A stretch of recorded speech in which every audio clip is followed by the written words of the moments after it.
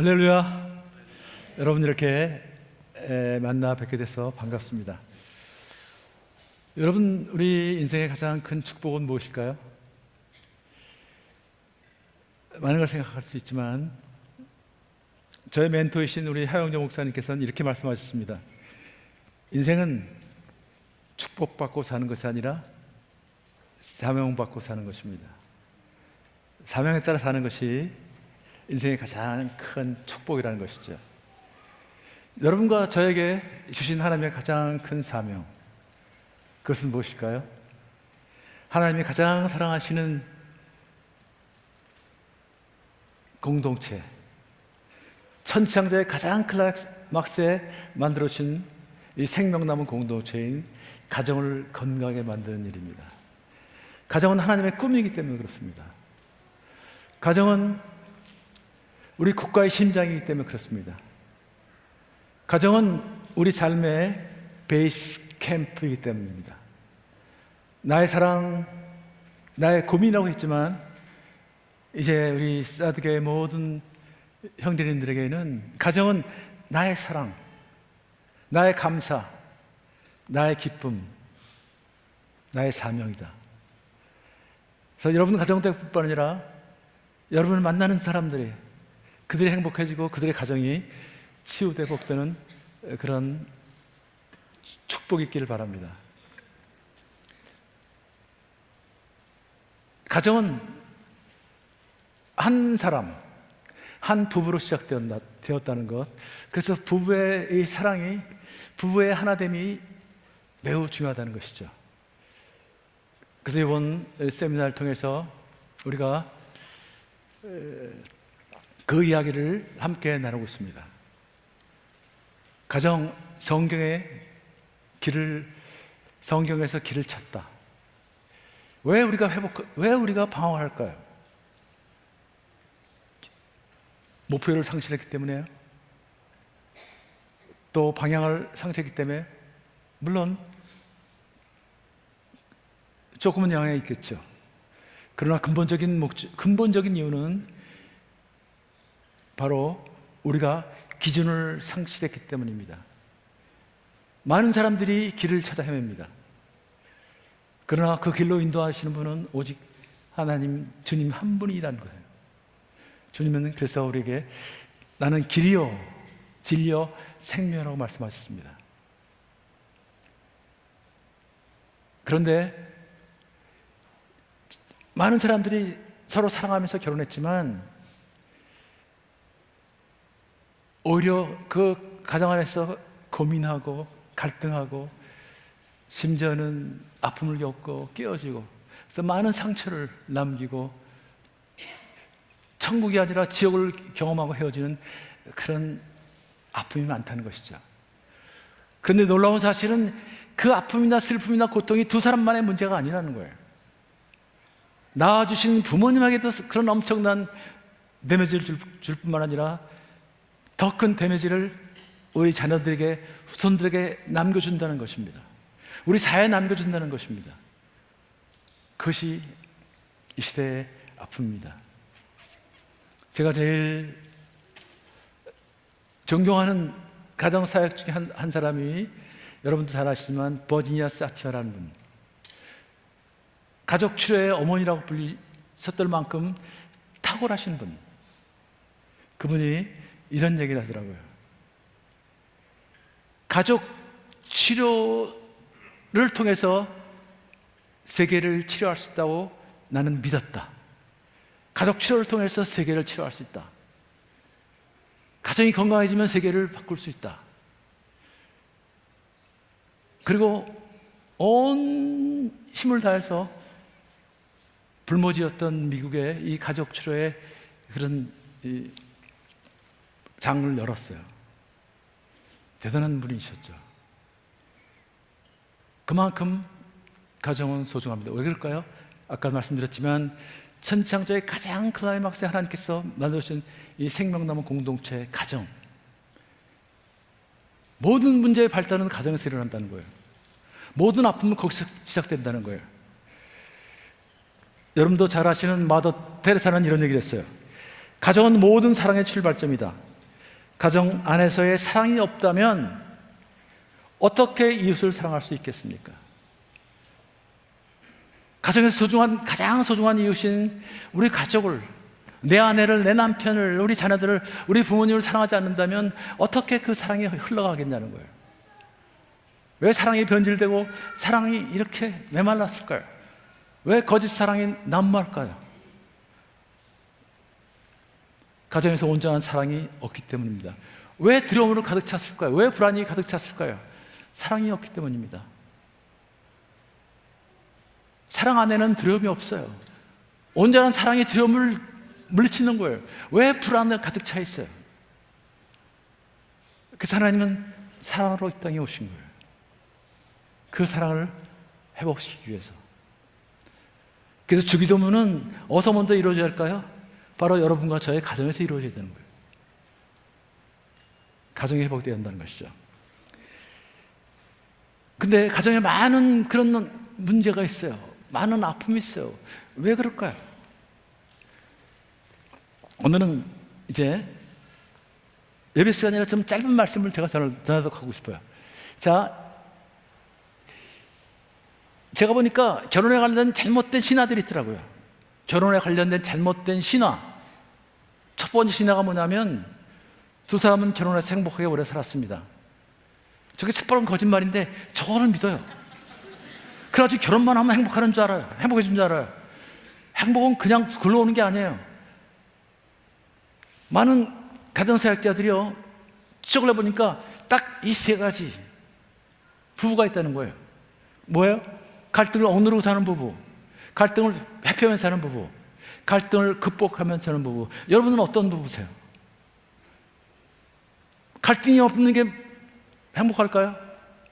갈등을 회피하는 게 행복할까요? 싸우지 않는 것보다 더 중요한 것은 부부가 하나 되는 것입니다. 연합하는 것입니다. 그 비밀을 아셔야 돼요.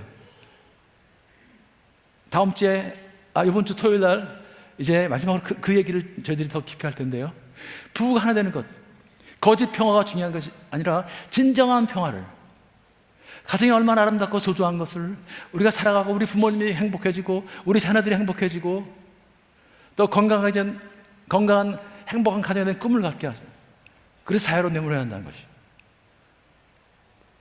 그런 가정들이 모여서 아름다운 교회를 예배 드리고 말이죠. 상처받은 사람들이 와서 치유되어 회복되는 그런 건강한 교회.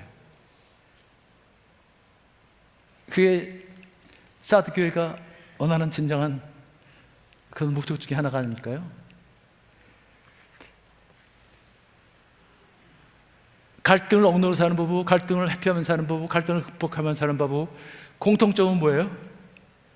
갈등은 반드시 있다. 갈등은 반드시 있다. 여러분, 갈등이 있다고 걱정하지 마십시오. 갈등은 행복의 시작입니다. 갈등을 부정적으로 생각하지 마세요. 싸우다 보면 화를 내요. 분노를 해요.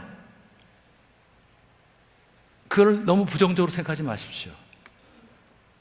분노나 화는 나는 당신의 사랑을 확인하고 싶다, 그런 외침일 수 있어요. 나는 당신한테 인정을 받고 싶다, 그런 갈망일 수 있어요. 나는 당신과 관계를 회복하고 싶어요. 나는 정말 행복해지고 싶어요. 그런 외침일 수도 있어요. 그걸 두려워하지 마세요. 이제 표현하는 방법을 좀 바꾸시면 돼요. 상대방의 그런 이야기를 듣는 귀를 가지면 되는 거예요. 근데 우리는 그걸 몰랐어요. 그것이 우리의 문제였어요. 또 하나의 잘못된 신화가 뭐냐면 성적 차이 때문에 못 살겠어요. 많은 사람들이 성적 차이 때문에 못 살겠대요. 저게 정말 진실일까요? 제가 보니까 저게 거짓 신화예요. 어둠의 세력이 이혼을 합리화시키기 위해서 만들어준 거짓 신화예요. 저가 결혼 예배학교를 위해서 강의를 하면서요, 제 아내가 오랫동안 결혼 예배학교를 강의를 했는데 그 젊은 커플들한테 물어봤어요. 왜 이 사람을 배우자로 선택했습니까? 그러면 여자들은 뭐라고 그러냐면 오빠가 성격이 좋대요. 그리고 오빠가 능력이 있대요. 또 남자들한테 물으면 이 자매가 성격이 좋대요. 그리고 예쁘대요. 다들 성격이 좋다는 얘기를 해요.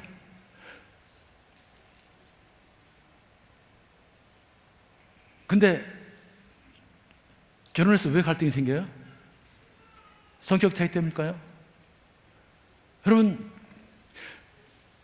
자, 특히 결혼하신 분들이죠. 여러분, 지금 부부가 성격이 같아요, 달라요?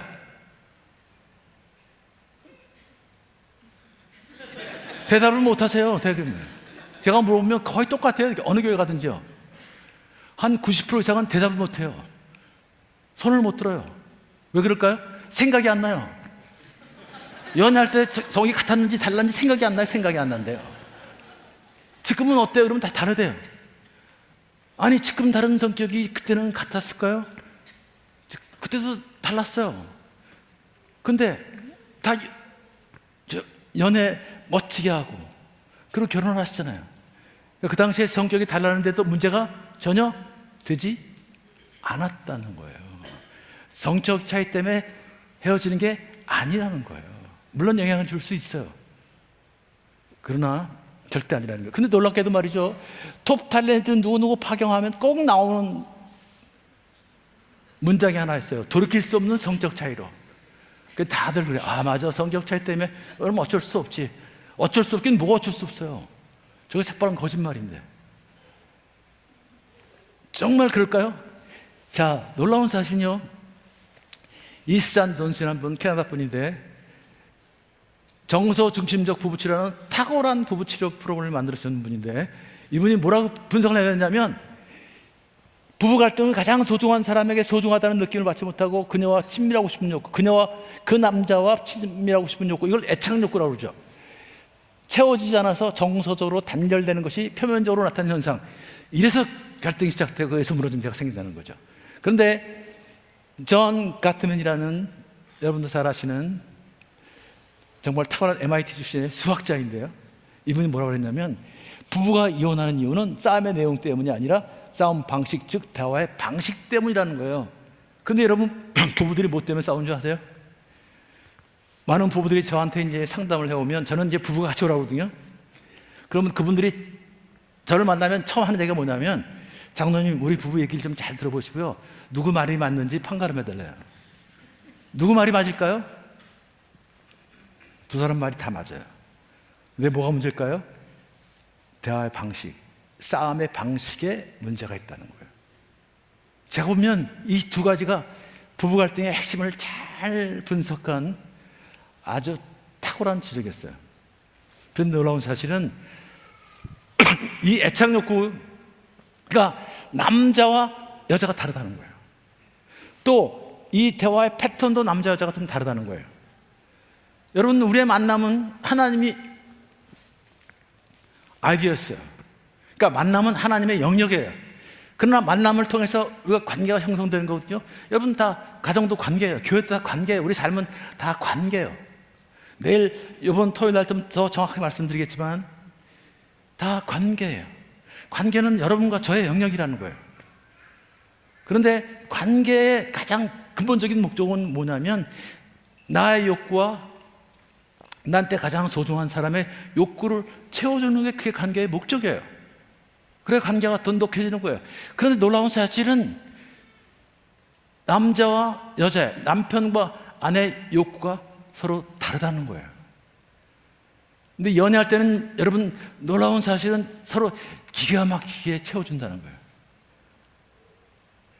뭐 별 헛소리를 다 해요. 한여는 별도 떠다줄게. 네 손에 내가 물을 묻히게 하나 봐라. 그러면 또 여자들은 뭐라 그래요? 난 오빠하고 살면 굶어도 좋아. 헛소리예요. 누구도 막을 수 없는, 누구도 그 사이에 들어갈 수 없는 그런 아름다운 사이, 관계가 돼요. 그러나 결혼하면 이제 문제가 생겨요. 왜 그런 일이 생길까? 그것도 토요일 날 여러분에게 좀 말씀을 드리겠습니다. 이런 걸 알아야 되는데 이걸 모른다는 거예요. 또 대화의 방식이 틀리는 거예요. 다 뭐라고 했냐면, 내 말이 맞냐? 내 말이 틀리냐? 틀린 거 있으면 대봐. 다 그러죠. 내용은 다 맞아요. 아내 여러분, 남편 여러분 가만 생각해 보세요. 여러분 아내가 하는 말 맞아요, 틀려요? 대답을 못 하시죠? 다 맞는다는 얘기예요, 이거요. 근데 그 말을 들으면 여러분 기분 좋으세요, 나쁘세요? 말도 못해요, 그죠? 이거 기분 나쁘다는 얘기예요, 그죠? 이게 문제는 이거예요. 당신 말은 맞지만 그런 식으로 얘기하면 나 기분 나쁘다는 거예요. 감정이 상한다는 얘기예요. 그래서 에베소 6장 4절, 이 자녀 양육이 한국률인데 자녀를 양육하는데 주의 교훈과 훈계를 양육하라고 했죠. 여러분 다 자녀를 양육할 때 주의 교훈과 훈계를 양육하고 계세요. 근데 왜 아이들이 그렇게 말을 안 들어요? 왜 딴짓을 해요? 뭘까요? 주의 교훈과 훈계를 양육하는 것보다 더 중요한 것은 뭐냐면 그 앞에 있는 한 센텐스에 뭐라고 그랬죠? 자녀들을 노엽게 하지 말고, 자녀를 노엽게 하지 말고 주의 교훈과 훈계를 양육하라는 거야. 그러니까 아이들이 말을 안 들으면 엄마가 그러죠. 야, 이 자식아, 엄마가 틀린 말 했어, 임마? 대박 그래요. 근데 애들이 될 게 뭐 있어요? 다 여러분 맞는 말을 하셨는데 다 이 문제예요. 이런 문제가 생기는, 이 문제가 숨어 있다는 거죠. 이거를 우리가 절대로 관가해서는 안 되는 아주 중요한 핵심적인 요소란 거죠. 거기에 계속 여러분과 제가 행복하게 사는 꼴을 못 보는, 하나님 만들어주신 가장 아름다운 이 생명나무 공동체, 우리 삶의 터전인, 우리 베이스 캠프, 국가의 심장, 또 교회의 기초인 가정을 무너뜨리기 위해서 사탄은 끊임없이 우리를 밀가부로 까부릅니다. 그래서 속절없이 무너지고 있어요. 이걸 배워야 한다는 거죠. 그런데 남자와 여자를 하나님, 오늘 성경 말씀처럼 하나님 남자와 여자를 창조하셨어요. 남자와 여자를 하나님 형상으로 창조하셨지만 다르다는 거예요. 이게 속속 분석이 되고 있어요, 요즘에. 과학이 발달되면서 MRI 찍고 다 성분을 검사하면서 가장 대표적인 게 뭐냐면, 남자는 테스토스테론이라는 이 공격적이고 성적인 호르몬이 움직이고, 여자들은 에스트로겐이라는 관계 중심적, 과정 중심적인 호르몬이 움직이고 있다. 그래서 많은 차이들이 발생한다는 거죠. 근데 남녀의 차이를 얘기하면 이건 다르다는 얘기거든요.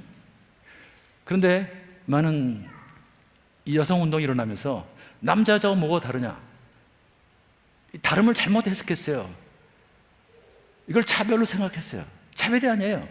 옳고 그름이 아니에요. 그냥 하나님은 다르게 지으셨다는 거예요. 그걸 꼭 우리는 이해하셔야 합니다. 이걸 부정하면 안 돼요.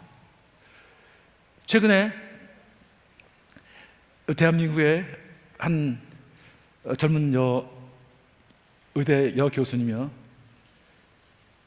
성차 연구소라는 걸 만드셨어요. 성차 의학연구소. 남자와 여자 다르니까 치료도 좀 다르게 해야 된다는 거예요. 이게 사실 미국에서 시작된 거예요. 나 한국에 들어왔어요. 그분이 쓴 책을 보니까 이런 얘기가 있더라고요.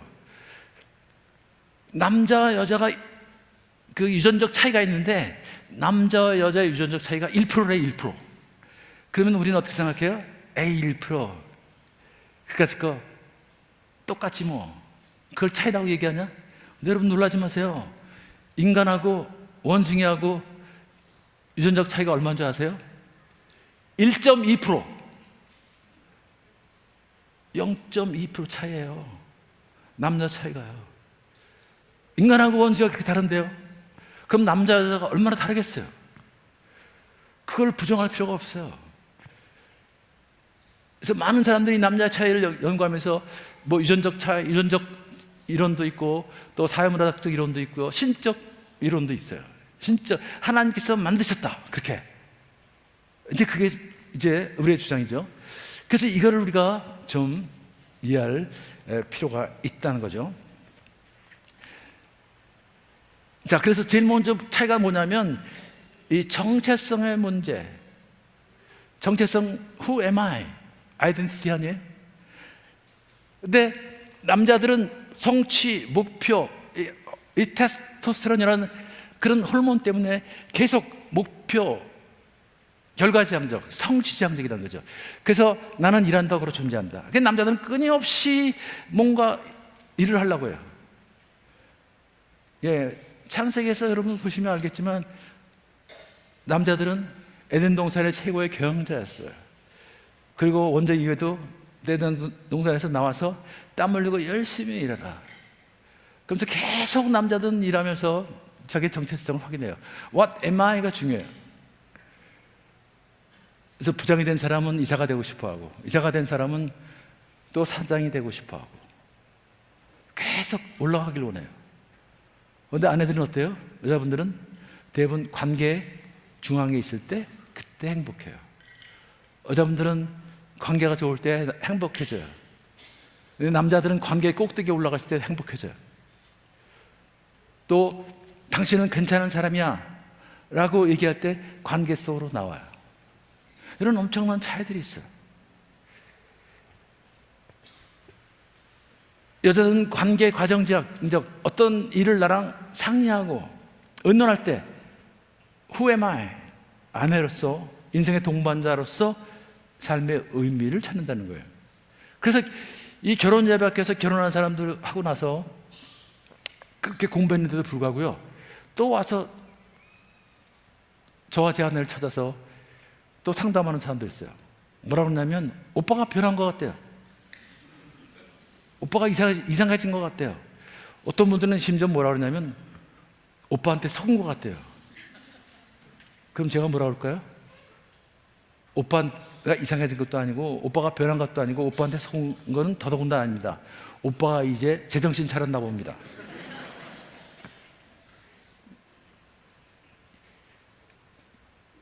남자들은 결혼이 1차 가업이었어요. 인생에. 거기에 올인해요. 그러니까 별 헛소리 다 하는 거예요. 딱 결혼식이 끝나면 어때요?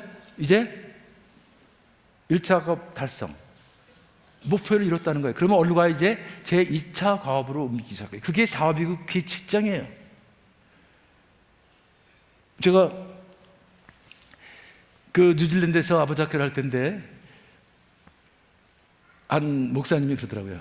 전도사 시절에 사모님하고 연애를 하는데 서로 아가서를 써서 주고받았대요. 얼마나 아름다워요. 그죠? 전도사님다워요. 근데 결혼했어요. 그러면서 결혼하면서 뭐라 그랬냐면 결혼하고 나서 이제 우리들의 아가서를 쓰자고. 우리들의 아가서를. 근데 사모님은 열심히 준비하고 있었어요. 써나가고 있었어요.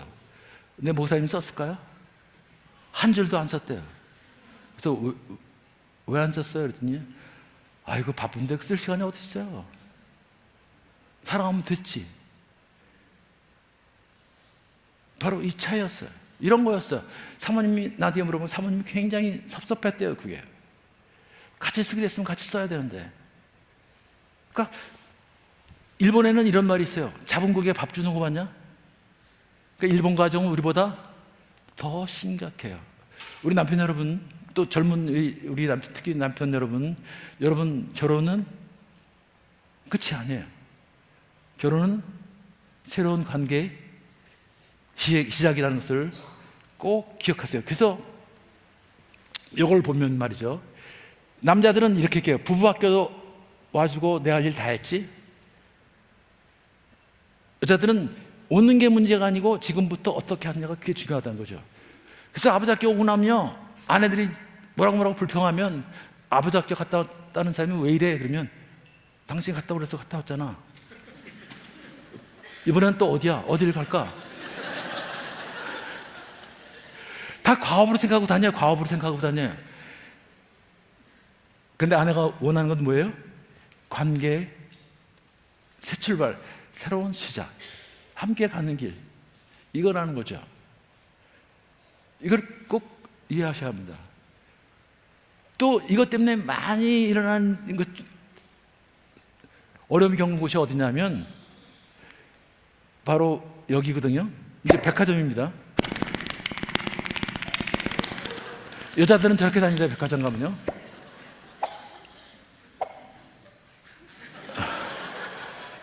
영국의 쇼핑 심리학자들이 있는데 분석을 해보니까 여자들은 백화점 가면 2시간 26분 평균, 남자들은 7분이면 끝난대요. 딱 뭐 산다 그러면 사는 거 사고 그냥 돌아와요. 근데 아내들은 어때요? 정말 저도 제 아내가 갔을 때 한번 혼났어요. 뭐 다니면서 여기저기 다 물건 있는 물건 다 만져보고 말이죠. 여보 어때? 그래서 저는 사는 줄 알았어요.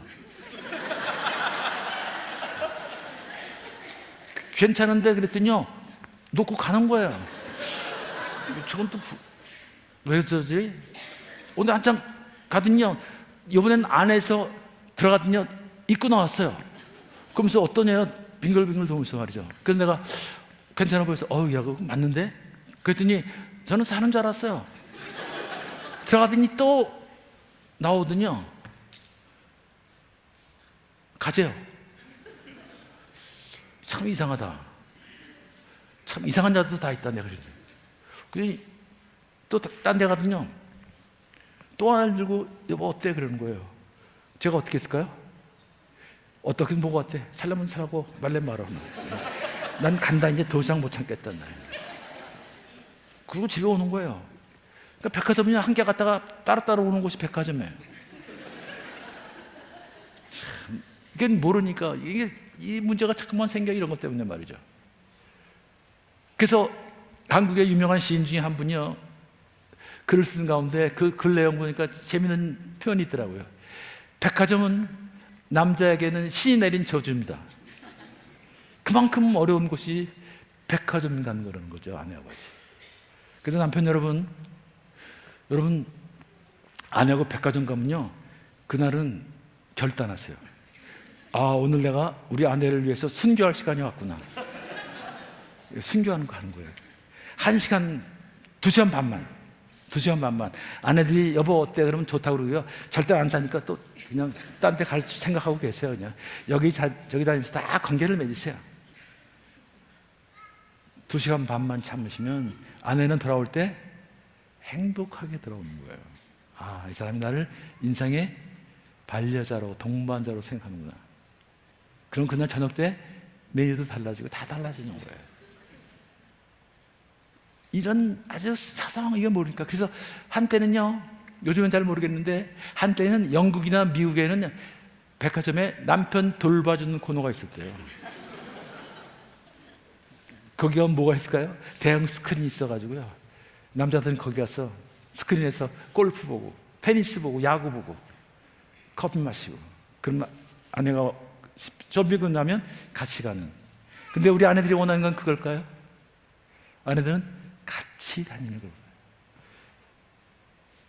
남편하고 있을 때 늘 같이 있고 싶어요. 특히 젊었을 때는.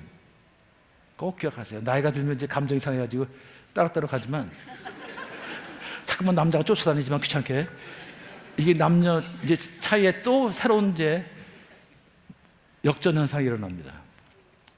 젊었을 때는 아내들이 남편한테 기대가지만 나이가 들면 남편들이 또 아내한테 기대가 간다고 그러더라고요.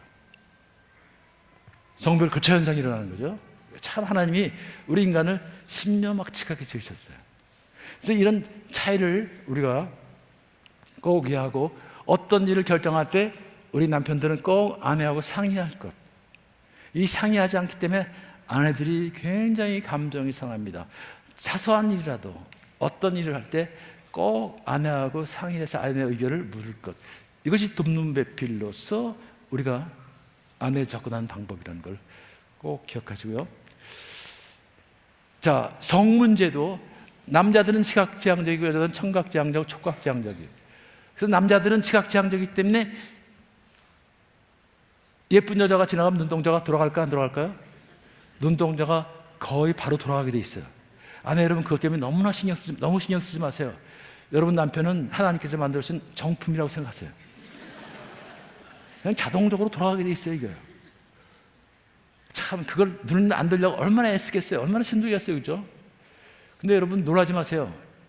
당대 의인이라고 했던 욥이요, 욥기 31장을 보면, 1장을 보면 뭐라고 됐냐면, 내가 내 눈과 언약을 맺었으니 어찌 천약에 주목하랴, 이런 말이 있어요. 내가 그걸 읽고 상당히 은혜를 받았어요. 눈동자가 돌아갔다는 얘기, 안 돌아갔다는 얘기예요? 눈이 돌아가니까 눈과 언약을 맺잖아요. 당대의 의인이라고는 욥도 눈동자가 돌아가는데 우리 남자들이 눈동자가 안 돌아갈 수 있겠어요? 근데 마음이 돌아가면 문제예요. 눈동자가 돌아가는 거는 그냥 통한다는 걸 이해하시면 돼요. 그래서 아내들은 사실 이렇게 집에서도 좀 남편 보기에 괜찮은 복장, 이렇게 단정하게, 그거 상당히 중요해요. 저는 외국 사람들이 홈웨어 입는 거, 그거 상당히 좋은 일이라고 생각해요. 그런 지혜가 필요하다는 거죠. 청각지향적, 촉각지향적이기 때문에 특별히 우리 남편들은 기억할 것이 뭐냐면, 아내들은 사랑한다는 말을 듣고 싶어 한다는 것. 욕을 하거나 소리를 지르거나 또 손을 대거나 그러면 절대로 안 된다는 것. 그건 아주 치명적인 상처를 줄 수 있다는 것. 그걸 기억하세요. 그다음에 남자들은 몸으로 접근하고 여자들은 마음으로. 그러니까 성 문제도 여기에 핵심이 있거든요. 남자들은 몸으로 접근하지만 아내들은 마음이 열려야 몸을 열거든요. 그래서 아까 예를 들어서 백화점에서 싸고 돌아왔다. 그래서 밥도 같이 먹고 아내는 혼자 나중에 왔으니 감정이 상했을 거 아니에요? 그런데 텔레비전에 야한 장면이 나왔어요. 그럼 남편들은 성적인 욕구가 일어나요. 당연히 생리적인 욕구가 일어나요. 그래서 밥 먹고 나서 아내한테 접근해가요. 자, 그러면 아내가 응할까요? 뭐 이런 인간이 있어. 확 밀어버려요. 그럼 성생활을 거부한 거 아니에요? 내가 마음이 다쳤다 이런 얘기 아니에요? 근데 남자들은 그걸 어떻게 받아들일까요? 네가 나를 무시해? 이래서 또 성전쟁이 일어나는 거예요. 참 별것도 아닌데 말이죠. 이래서 핵전쟁이 일어나요. 가정이 이래서 거의 풍비박산이 일어나요. 엄청난 폭력이 여기서 튀어나오고 말이죠. 그러니까 서로가 이 표현하는 방법, 이게 다 사실은 소통하는 거거든요. 이게 다 무너지는 거예요. 아까 가트만 된 것처럼 이 소통의 방법이 다르게 문제가 생기기 때문에 다 문제가 생기는 거예요. 가정이 풍비박산이 일어나요. 이런 것들을 우리가 배워야 한다는 것.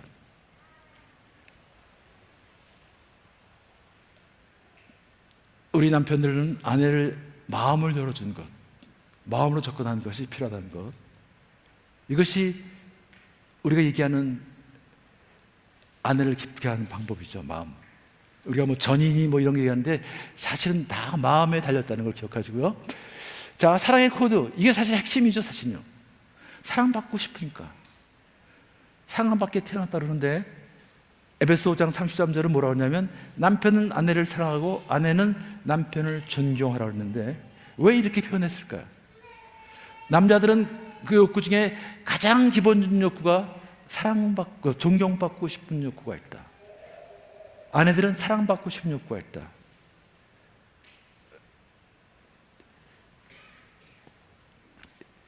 인간은 원초적인 두려움이 있어요. 남자들은 무시당하는 것에 대한 두려움, 여자들은 버림받아야 하는 두려움. 남자는 한때 최고의 경영자였어요. 원죄유의 에덴 농사에 쫓겨나면서 하루아침에 농사꾼으로 전락됐어요.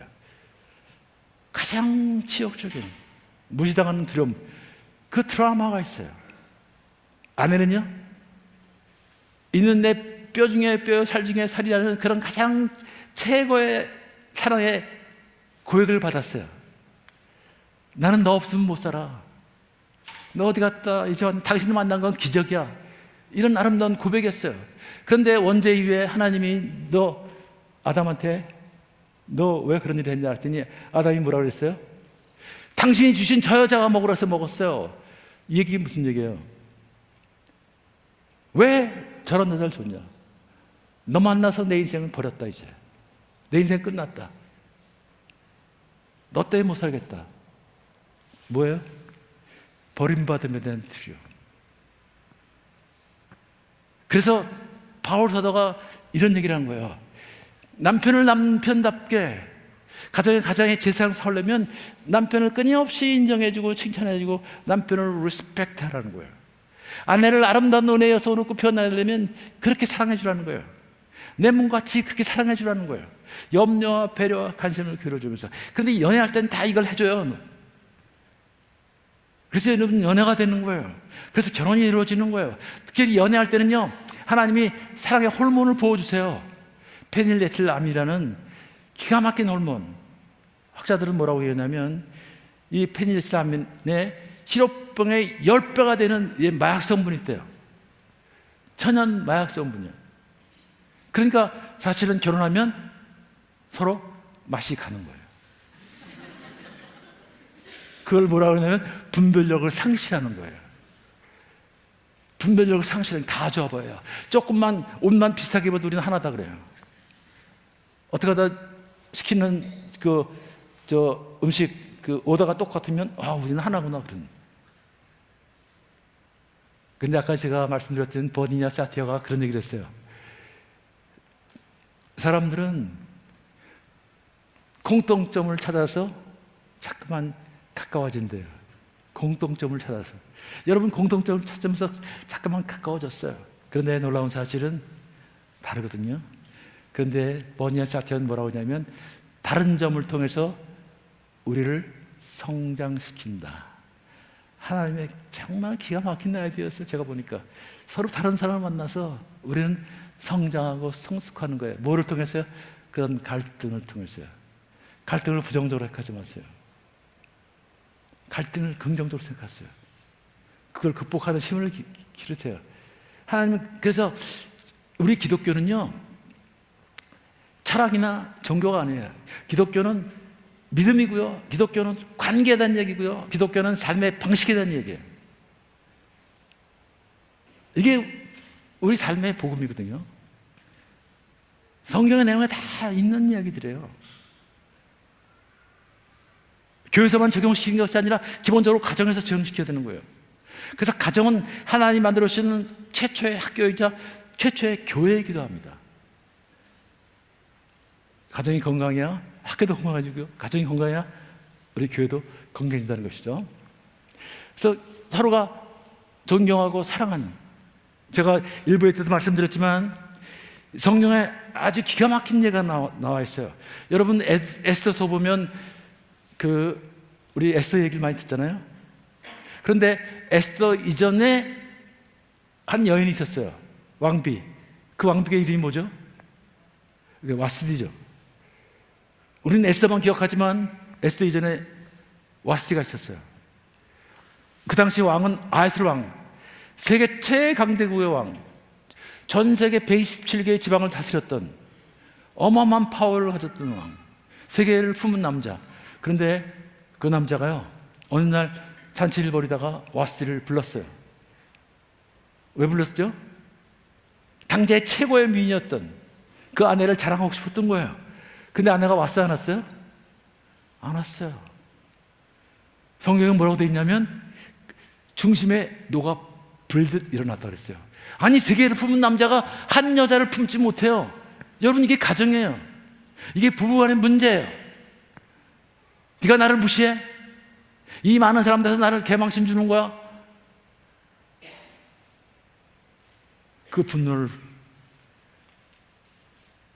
근데 왜 와스디가 안 왔을까요? 성경에 그 얘기는 없어요. 많은 사람들이 추측을 하죠. 별 얘기가 다 많아요. 근데 저는 이렇게 생각합니다. 와스디도 피곤했을 거예요. 많은 여자들을 접대하면서. 근데 그 중요한 자리면, 그런 자리에 오면 나한테 미리 좀 얘기를 하면 안 돼? 오늘 그런 일이 있을지 모르니까 준비하고 있으라고 좀 얘기했으면 안 됐을까? 내가 당신 아내냐? 당신 몸종이야 내가 아냐냐? 오라면 오고 가라면 가고. 그런 마음이 있지 않았을까요?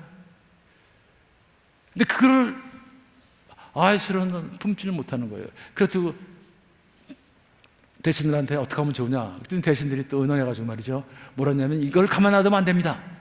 그럼 이 땅의 아내들이 다 남편을 무시하니까 이게 본때를 보여야 한다는 거예요. 그래서 폐위시켜야 한다. 그래야 이 땅의 귀족 부인들이 남편을 존경합니다. 그랬어요. 귀족 부인들이 누구예요? 자기들 아내 아니에요? 이 남자들이 그래가지고요 결국 와스디를 폐위시켜요. 그러면서 조서를 내리는데 뭐라고 그러냐면 이래야 이 땅의 아내들이 남편을 존경합니다 라고 되어 있어요. 거기 놀라운 비밀이 있더라고요. 그런데 제가 꽤 오래전에 한 연속극의 짧은 글을 보게 됐는데 거기에 대화에 이런 얘기가 있어요. 그 남편은 대학 교수고 말이죠. 아주 멋진 집에 살아요. 좋은 집에. 근데 남편은 계속 바깥으로 돌아요. 난 여자를 바라보기도 하고 말이죠. 그러니까 아내가 외로운 거예요. 그러니까 둘이 얘기하는데 아내가 그 남편을 보고 이런 얘기를 해요. 나는 사랑받는 하녀로는 살 수 있지만 사랑 없는 왕비로는 살 수 없어요. 그래서 나는 사랑받는 하녀로는 살 수 있지만 사랑 없는 왕비로는 살 수 없다는 거예요. 제가 그 대목 보고 깜짝 놀랐어요. 이 작가가 누굴까? 그 조사해 보니까 크리스찬이었어요. 그래서 제가 듣게 되는 게 이분이 와스의 그 아픈 이야기를 마음을 쓰고 싶었구나. 여기다 표현했구나. 우리 남편 여러분 꼭 기억하세요. 아내는 정말 여러분의 사랑을 기다리고 있습니다. 그 버림받음의 두려움 때문에 우리의 사랑을 확인하려고 애씁니다. 그래서 자꾸만 확인하려고 합니다. 이런 얘기 저런 얘기가 자꾸만 사랑을 확인한다는 걸 기억하시고요. 사랑해 주십시오. 아내 여러분한테 부탁하는데 여러분 진정한 사랑은 두려움이 없는 거예요. 확인하는 게 아니라 확신하는 겁니다. 사랑은 확신이라는 것. 우리가 하나님의 사랑을 확신하는 거죠. 자꾸만 감정에 휩쓸리면 안 되는 거죠. 사탄은 우리의 감정을 자꾸만 휘둔다는 것을 꼭 기억해 주셔야 합니다. 사랑과 존경.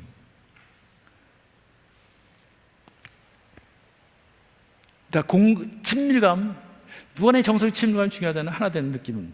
남자든 몸만 같이 쓰면 돼요. 남자들은 몸만 같이 쓰면 그냥 밥 먹고 가끔 성생활 하면 평생 살 수 있어요. 전혀 문제가 안 돼요. 근데 아내들은 그러면 다 죽어요. 아내들은 마음을 나눠야 하는데, 남자들은 영화 보면 됐다. 근데 아내들은 그 장면을 얘기하고 싶은 거, 느낌과 감정을 나누고 싶어 하는 거죠. 마음을 나눠야 되는 것. 그런 차이가 있어요. 그러니까 우리 남자들이 그런 공감 능력이 떨어져요. 하나님의 그런 저 원래 구도 속에서도 그런 약간의 문제가 있었죠. 그런 게 문제가 아니라 그런 차이가 있었지만 제가 실수했는데 그런 게 있지만, 여러분 남자들 공감 능력이 떨어지는 이유는 뭐예요? 우리 원시대 때 남자들은 뭐하고 살았어요? 사냥했죠. 사냥하는데 공감 능력이 뛰어났다. 그러면 여러분 사냥을 할 수 있어요? 그 예쁜 사슴이 말이죠. 그 불쌍한 눈 가지고 쳐다보는데 거기에 창을 던질 수가 있어요? 여자들은 던질 수 있어요? 못 던지죠. 남자들은 던져요. 전쟁이 오면 또 사람을 창으로 찔러 죽여요. 누구를 위해서 하는 거예요? 가족을 위해서요. 생년을 위해서요. 또 농경시대 무슨 시를 시간이 있어요. 열심히 밭을 갈아요. 가족을 위해서 한 톨이라도 더. 산업혁명에 일어나서 기계를 다루는데 여러분 남자들은 열심히 생산성을 높여야 되는 거예요. 그러면서 공감 능력이 점점 더 쇠퇴된 거예요. 그런데 21세기가 와가지고 공감의 시대가 돼버렸어요. 이 남자들이 어쩔 줄을 모르는 거예요. 그러니까 여성들이 전면에 등장했죠. 이제 여러 가지 시대적인 상황이지만 공감 능력이 탁월한 여성들. 그 남자들은 이것 때문에 지금 힘들어해요. 근데 여러분, 나는 봤지. 남자들은 공감 능력이 없어. 난 못해. 절대로 이러시면 안 된다는 거죠. 이제 공감 능력을 여러분이 다시 회복시키셔야 합니다. 하나님 다 주셨어요, 우리한테요. 그런 공감. 정말 공감 능력이 탁월하신 분, 예수님이 어떻게 공감하는가를 다 우리가 성경을 통해서 배웠잖아요. 이걸 배워야 한다는 거죠. 그리고 여러분 아들을 키우시는 분들 특별히 이 공감 능력을 잘 키우셔야만 이제 AI 시대에 탁월한 리더십이 될 수 있어요. 공감 능력을 키우셔야 합니다. 자, 또 차이 중에서 아까 가트만 얘기한 것처럼 대화의 방식의 차이가 여기 있어요. 남자들은 해결책, 사실과 정보를 주는 대화, 리포트 토크라고, 여자들은 공감, 느낌, 감정, 라포. 이래서 문제가 생겨요. 이것 때문에요. 그러니까 예를 들어서 여보 아프다 그러면 우리 남편들은 뭐라 그래요? 병원에 가봐. 아주 명쾌하게 해결책을 줘요. 아니 병원에 가면 되면 되는지 누가 몰라요 까짓거. 아내는 뭘 원하는 거예요? 많이 아프구나. 이거 공감을 원하는 거 아니에요? 근데 우리는 끊임없이 해결책을 내게요. 자, 저기 시애틀에 제가 강의를 갔을 때 교민 잡지를 보는데 저게 딱 보이더라고요. 글인데 아내가 이제 추석이 가까운 때인데 달이 얼마나 밝겠어요. 그 남편한테 그런 거예요. 여보, 달이 참 둥글지요? 어쩜 한국 우리 고향 달과 똑같네요. 그랬어요. 저게 어떤 감정이 숨어 있어요? 고향 생각이 난다. 또 어쩌면 한번 이제 가보고 싶다. 20년 동안 한 번도 못 가봤는데 한번 가보고 싶다. 이런. 근데 남편이 뭐라 그랬냐면 이 사람 무슨 얘기야? 지구가 둥그니까 그런 거지. 당연한 이야기라고 했어. 아주 사실을 정확하게 얘기했어요. 지구가 둥근 건 누가 몰라요, 까짓거. 근데 저 대화의 결과가 어떻게 된지 아세요? 아내가 저 말 딱 듣자마자 남편을 그 앞에 놓고 그냥 구석진방에 혼자 가서 밤새도록 울었다. 그게 글에 나오더라고요. 제가 얼마나 가슴이 아팠는지요. 이건 잊을 수가 없어요. 그래서 많은 여성들이 외로워서 결혼했는데 더 우리 남편들이 아내를 외롭게 만들고 있구나. 우리 이민사에 사시는 남편들 꼭 기억하세요. 여러분 아내들이 외로워할 수 있어요. 많은 친구들을 서울에 두고 왔으니까 여러분 아내를 더 외롭게 만들지 마세요. 어떤 일이 벌어지면 남자들은 끊임없이 작은 해결책을 얘기합니다. 또 그 사건에 대한 따끔한 또 변명을 해요. 그래서 아내를 더 짜증나게 만들어요. 저도 그랬어요. 아내들이 원하는 건 뭐냐면 내 감정을 먼저 품어달라는 거예요. 내 아픈 마음을 먼저 좀 그거를 누그러달라는 거예요. 근데 우리는 끊임없이 이래서 그랬고 저래서 그랬고 말하자면 당신이 이해가 안 되는 거예요. 이게 감정이 막혔어요.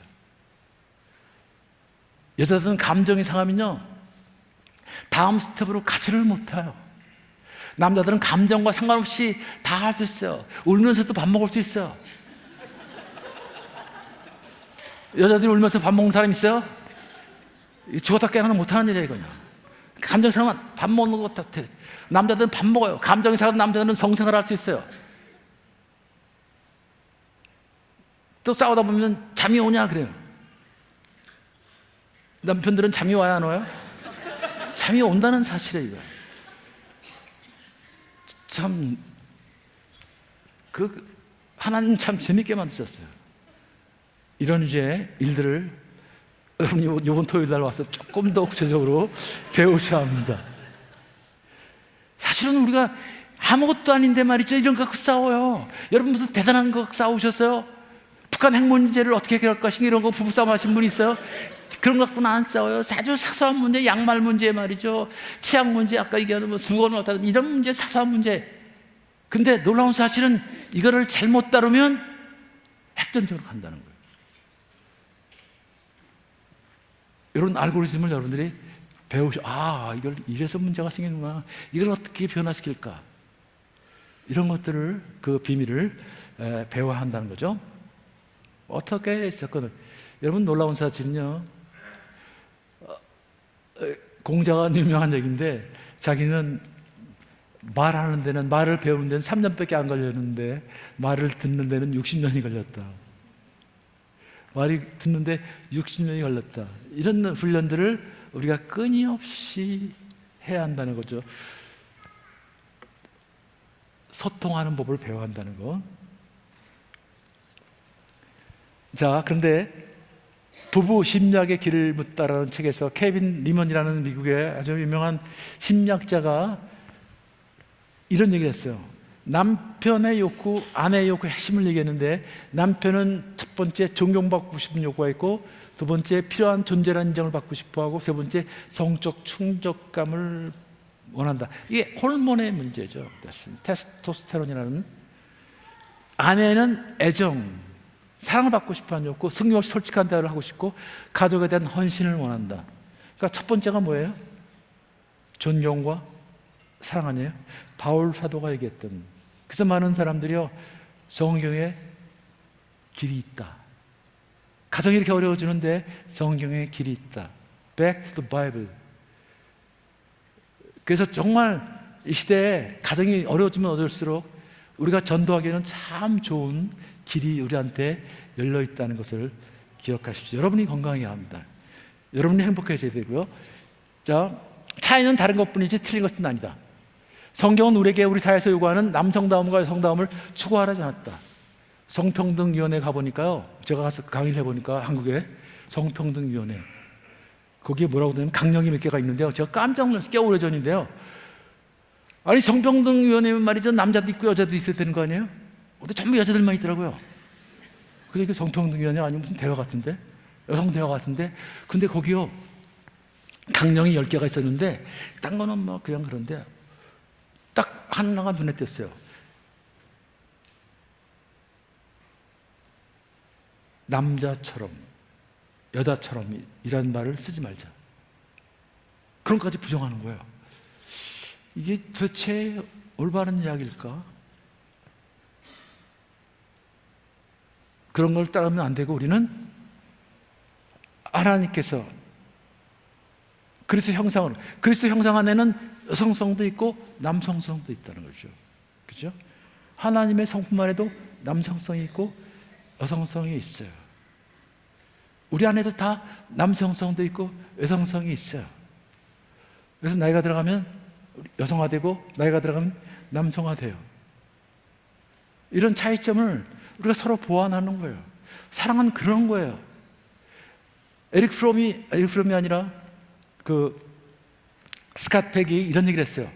사랑을 정의하면서, 사랑은 상대방의 생명과 삶을, 성장을 도와줄 목적으로 나 자신을 확대시켜 나가라는 의지.